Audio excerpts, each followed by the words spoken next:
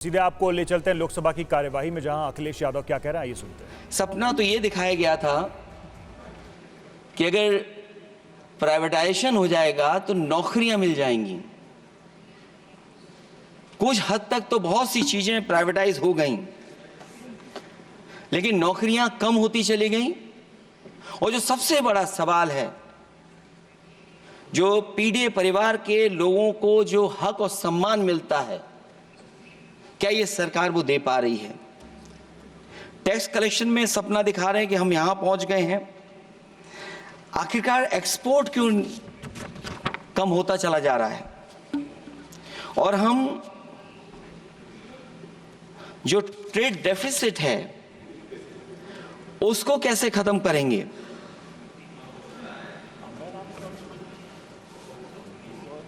दस साल में अगर हम वहीं के वहीं खड़े हैं और कोई ऐसा कुछ न दिख रहा हो, और परिणाम जो रिजल्ट आए हैं यूपी के, उसमें दिखाई दे रहा है कि आपने कितना काम किया है। सभापति महोदय, अगर ये सब कुछ अच्छा किया होता तो क्या परिणाम ऐसे आए होते? जहां हारे ही नहीं हैं आप, सीटें ही कम नहीं हुई हैं।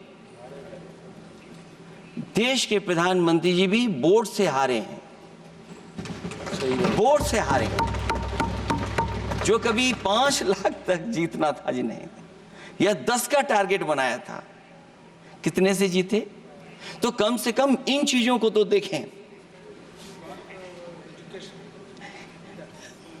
मैं जब सुनता हूं सत्तापक्ष लोगों को तो मुझे वो लाइनें याद आ जाती कि वो झूठ बोल रहा था, बड़े सलीके से मैं एतवार न करता तो और क्या करता।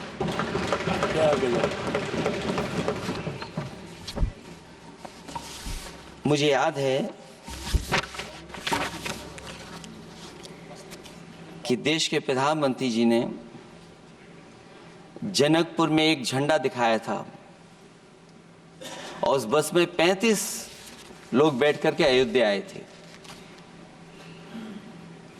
सभापति महोदय, उस समय भी मैंने मांग की थी कि जहां से जनकपुर से यात्रा शुरू हो रही है और अयोध्या तक बस से लोग आएंगे तो पता नहीं कितने घंटों में आएंगे।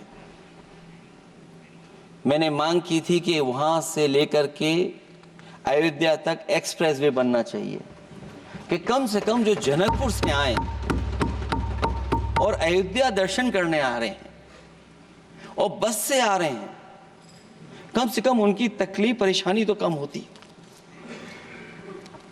जो आप कहते हैं कि एफडीआई बहुत आया है, मैं अभी सुन रहा था, कहा कि टेलीफोन बनने लगे। टेलीफोन बन नहीं रहे हैं, मोबाइल बन नहीं रहे हैं। वो समाजवादी पार्टी के समय पर नोएडा में जो इंडस्ट्रियल पॉलिसी थी, इलेक्ट्रॉनिक पॉलिसी थी, उसके तहत आई थी। वो इंडस्ट्री जितनी आई है उस समय उस पॉलिसी के तहत आई, और बन नहीं रहा है। मेक इन इंडिया नहीं हो रहा है। लेकिन जमीन किसने दी है? जमीन किसने दी थी उन लोगों को? बिना जमीन पर हवा में बना दो तो मैं आपका धन्यवाद दूंगा। उस पॉलिसी के तहत वो झूठ बोल रहा था बड़े सलीके से। आप कह रहे हैं कि एफडीआई लाए हैं हम लोग। एफडीआई, अगर पूरे देश का हम एफडीआई देखें तो उत्तर प्रदेश को कितना एफडीआई मिला है? सभापति महोदय, अगर 1% से ज्यादा भी एफडीआई उत्तर प्रदेश को मिला हो तो बताइएगा आप। जो प्रोजेक्ट डिले हो रहे हैं, जिसकी वजह से कॉस्ट ओवररन हो रही है, उसका जिम्मेदार सभापति महोदय कौन है? डबल इंजन की सरकार है। लखनऊ में भी सरकार आपकी है, दिल्ली में भी सरकार आपकी है। आखिरकार ऐसा क्यों हो रहा है? और आज ही जब सदन में सभापति महोदय हम लोग आए हैं तो एक और रेल एक्सीडेंट की खबर सुनी है। जब से ये सरकार आई है, रेल एक्सीडेंट्स और पेपर लीक में कंपटीशन चल रहा है कि कौन आगे जाएगा।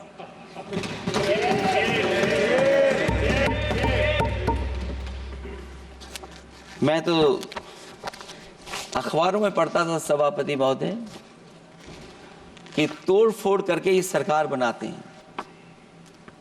अभी एक सदस्य पिछली बार वो तोड़ फोड़ कर करके शायरी भी बनाने लगे हैं। जो प्रोजेक्ट और जिस प्रोजेक्ट के लिए प्रधानमंत्री जी एयरफोर्स का सबसे बड़ा हवाई जहाज हरकुलिस विमान लेकर के आए थे और वो सड़क पर उतरे थे, वो एक्सप्रेस वे पर उतरे थे। मैं समझता हूं सभापति महोदया, यहां जितने माननीय सदस्य हैं सब ने देखा होगा और सब ने निर्देश के अनुसार उस पर ट्वीट भी किया होगा। वो जो एक्सप्रेस वे अगर किसी ने बनाया था सभापति महोदय, जो डिजाइन टेक्नोलॉजी का पार्ट अलाइनमेंट, वो समाजवादियों की देन थी, वो आपकी देन नहीं थी। ये बात मैं इसलिए कह रहा हूं सभापति महोदया क्योंकि इस बजट में सरकार चलाने के लिए आपने पैकेज दिया है। हमें कोई नाराजगी नहीं है पैकेज देने की, आप पैकेज और दीजिए। लेकिन अगर आप बक्सर से भागलपुर एक्सप्रेस वे बना रहे हैं तो आप उत्तर प्रदेश के पूर्वांचल एक्सप्रेस वे को क्यों नहीं जोड़ रहे हैं? और मैं तो कहूंगा आपसे कि केवल अगर आप 25 किलोमीटर जोड़ देंगे, जहां पूर्वांचल एक्सप्रेस वे रुक गया था, केवल 25 किलोमीटर आप जोड़ देंगे तो दूसरे काम को अपना जो बनाते हैं, आप ये कह पाएंगे कि दिल्ली से लेकर के आपने भागलपुर तक एक्सप्रेस वे दिया है। हाँ जी, वो अभी से नहीं, बहुत पहले से बन रहा है। बहुत पहले से बन रहा है। मैं ये नहीं कहना चाहता कि क्या दिया आपने, मैं ये कहता हूं कि अगर आप बक्सर से भागलपुर एक्सप्रेस वे दे रहे हैं केवल बिहार के लोगों को खुश करने के लिए, मैं उससे सहमत हूं कि आप बिहार की तरक्की के लिए एक्सप्रेस वे दें, लेकिन जो पखनपुरा जो आखिरी गांव है जहां पर छूट गया है, वहां से आप क्यों नहीं जोड़ रहे हैं? और हमारे स्टेट के लिए आप कोई नया एक्सप्रेस वे क्यों नहीं दे रहे हैं? आप हमारे लिए क्यों नहीं दे रहे हैं एक नया एक्सप्रेस वे? आप दिल्ली के बजट से दे रहे हैं, आप यूपी अपने बजट से बना रहा है। आप बताइए कोई यूपी को आपने एक्सप्रेस वे दिया हो? कोई एक्सप्रेस वे नहीं दिया। और मैं तो कहूंगा, और याद दिलाइएगा अपनी सरकार को, एक बुंदेलखंड एक्सप्रेस वे बना था, अभी बताएंगे आपको उसका भी। सभापति महोदय, एक बुंदेलखंड एक्सप्रेस वे दिया सरकार ने, उत्तर प्रदेश सरकार ने, वो दिल्ली के बजट का नहीं है। मैं मांग कर रहा हूं कि दिल्ली के बजट से कोई एक्सप्रेस वे मिलना चाहिए। जो बुंदेलखंड एक्सप्रेस वे दिया, प्रधानमंत्री जी उद्घाटन कर करके वापस लौटे, अब रिपेयर का पैसा कौन देगा? वो आज भी रिपेयर मांग रहा है। सभापति महोदय, कोई कल्पना कर सकता है कि नया एक्सप्रेस वे बना हो जिसका प्रधानमंत्री जी ने उद्घाटन किया हो, वो आज रिपेयर मांग रहा हो? और वो एक्सप्रेस वे 6 लेन नहीं है, वो 4 लेन है। मैं इसमें भी सुझाव देना चाहता हूं, ये जो बुंदेलखंड वाला एक्सप्रेस वे है, ये अभी 15,000 करोड़ से ज्यादा का बना है स्टेट गवर्नमेंट का। इसको मुनाफा नहीं हो रहा, टोल कलेक्शन नहीं है बहुत ज्यादा। इसको सतना से जोड़ दिया जाए और बुंदेलखंड जहां से शुरू हो रहा है हमारे डिस्ट्रिक्ट इटावा से, कम से उसको हरिद्वार तक ले जाना चाहिए। अगर हरिद्वार से लेकर के सतना लोग चले जाएंगे तो शायद बुंदेलखंड के लोगों को भी लाभ होगा। और सबसे बड़ी बात है सभापति महोदय, दिल्ली और लखनऊ मिलकर के उन एक्सप्रेस वे की सेफ्टी से और उसकी डिजाइन से खिलवाड़ कर रहे हैं। जो इंडियन रोड कांग्रेस कहती है, जो डॉक्यूमेंट कहता है, वो ये कहता है कि मीडियन सड़क का 12 मीटर से लेकर के 14 मीटर होना चाहिए। आप जाकर के देख के आइए, जो पूर्वांचल वाला बना है उसका मीडियन कितना है? क्या भविष्य में आपने चलने वालों की सेफ्टी के साथ खिलवाड़ की है कि नहीं की है? ये आपको विचार करना पड़ेगा। जिस समय लद्दाख और चीन को लेकर के सवाल उठा था सभापति महोदय, उस समय पॉलिटिकल पार्टी से सुझाव मांगे गए थे और सुझाव ये मांगे गए थे कि आप क्या सुझाव देना चाहते हैं। तो उस समय जो सुझाव समाजवादी पार्टी ने दिया था वो सुझाव ये था कि लिपू लेक से लेकर के आपके ग्वालियर तक 6 लेन हाईवे बनना चाहिए। कभी जरूरत पड़ने पर सीमाओं पर हमारी फौज का आना जाना जल्दी हो जाए। और मुझे याद है जो अखबारों में मैंने पढ़ा था, सरकार ने उसको स्वीकार कर लिया था कि 6 लेन हाईवे बनेगा वो। लेकिन जब टेंडर की बात आई तो सुनने में आया कि वो 4 लेन बनने जा रहा है।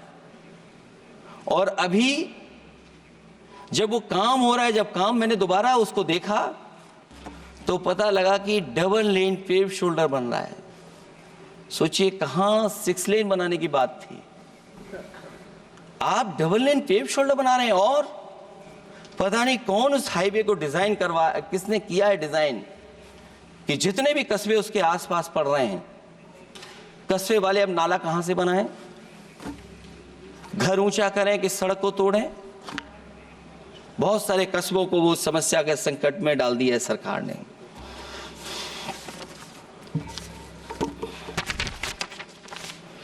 जो सरकार मंचों से ये कहती थी कि हम किसानों की आय दोगुनी कर देंगे, आज तो 11 साल हो गए सरकार को। किसान की आय दोगुनी हो गई क्या सरकार बताए? और अभी मैं बहुत सारे माननीय सदस्यों को जब सुनता हूं तो वो कहते हैं कि हम एमएसपी दे रहे हैं। अगर आप एमएसपी दे रहे हैं तो उसकी कानूनी गारंटी क्यों नहीं दे रहे हैं आप कानूनी गारंटी दीजिए। और फिर कई बार सुनने को मिलता है कि हॉर्टिकल्चर क्रॉप्स के लिए आप क्या कर रहे हैं, उसके एमएसपी की कब तैयारी करेंगे आप? और फिर आय दोगुनी में आप कितना देंगे किसान को? जो पिछले बार बजट में कहा गया था कि एग्रीकल्चर इंफ्रास्ट्रक्चर के लिए 1 लाख करोड़ देश को मिलेगा। अगर 1 लाख करोड़ देश को मिला होगा एग्रीकल्चर इंफ्रास्ट्रक्चर को, तो कम से कम यूपी का शेयर कुछ तो रहा होगा। सभापति महोदय, सरकार ने अगर एक भी मंडी बनाई हो तो बता दें। हाँ, ये अलग बात है कि अगर आप कोई चीज सुधारने के लिए कोई परिवर्तन कर रहे हैं, स्टोरेज के लिए किसी को पहले ही बता दे रहे हैं, वो बात अलग है। लेकिन किसान कहां जाएगा जहां उसको रेट मिलेगी? और फिर ये इस बजट में कहा जा रहा है कि हम 109 high yielding and climate resilient varieties लाएंगे। तो सभापति महोदय, हम अपने माननीय मंत्री से कहेंगे कि वो ग्लोबल वार्मिंग के लिए जो आप काम पिछले कितने वर्षों से कर रहे हैं, क्या हुआ उस ग्लोबल वार्मिंग का? COP21 में भी आप हुआ है, G20 में भी आपने आश्वासन दिया और कुछ नहीं किया, तो आपको क्या लाना पड़ रहा है? 109 high yielding and climate resilient varieties. आप मुझे बताओ किसान पर कब तक पहुंचाओगे आप, और उसको पहुंचाने के लिए आपके पास क्या इंतजाम है? और फिर दूसरे पैराग्राफ में फिर बदल जाते हैं आप। अभी आप बात कर रहे हैं रेजिलेंट वैरायटीज की, और फिर आप कह रहे हैं कि हम नेचुरल फार्मिंग को बढ़ावा देंगे। सभापति महोदय, इस सरकार बताए कि रेजिलेंट क्रॉप सीड्स कब तक पहुंचा देंगे, उससे लाभ किसानों को कैसे मिलेगा? और फिर नेचुरल फार्मिंग जो अभी भी कर रहा है किसान कई जगह पर, उसके लिए क्या अलग से पैकेज है आपके पास बजट में? आपने तो केवल सभापति महोदय एक चीज सीखी है पार्ले जी बिस्किट से, महंगाई और मुनाफा। इस सरकार ने 10 साल में डीएपी की बोरी को, खाद की बोरी को छोटा कर दिया। इससे और ज्यादा छोटा मत करना आप। और आपने डीएपी, जब किसान डीएपी लेने गया तो सरकार ने कहा कि बिना नैनो यूरिया के आप नहीं मिलेगा आपको। मैं सरकार से जानना चाहता हूं कि नैनो यूरिया से क्या लाभ पहुंचा है किसानों को, ये बताइए। नैनो यूरिया से क्या लाभ पहुंचा है सरकार बताए।